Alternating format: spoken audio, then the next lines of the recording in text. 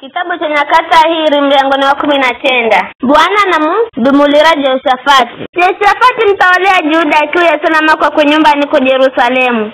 Mwoni Jehu mwana Hanani akimbola kwenda mvana na akimwamba mtawali Jehoshafati. Vize, kwano wasaizi atuatiriri na kwa henzo mazumume na Bwana. Kwa utuo koroza Bwana ziduluzo. Ela hata vito, mnauzo fulani ndani mwako kwani uwe wanonga viguzo za Ashera kaize yoiti na uzaurekeza moyo kumala Mlungu. Jehoshafati akiishi Yerusalemu na kimbola kukaheri kwenda kaiza watu kula Beersheba hata milima ya Efraimu na kiauja kwa Bwana Mlungu wa kare yao. Akisagula la mulika za nchi kaiza mizi yote ya ngome ko Juda.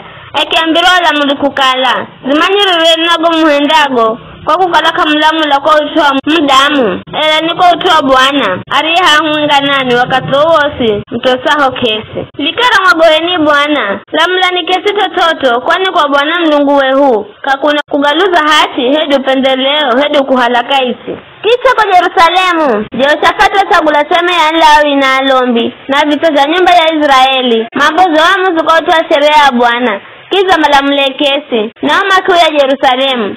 Akiapa malagizo gaga mdahumika kwa uaminifu na kwa moyo wenu wote wakumwagoha Bwana. Mroherao kesi ni ndugu zenu maishe mizini mwao zuluza kumwaga milato sheria hedu malagizo hedu amuri mdava masihende dhambi mbele za Bwana. Sizekoro zikakala zulu zenu na ndugu zenu. Hendani vivi na nuka mdahenda dhambi. Nanilo nani? Amaria ye mlombi mbomu. Anda mlongoza kaiza utuo wosu mhusuo Bwana.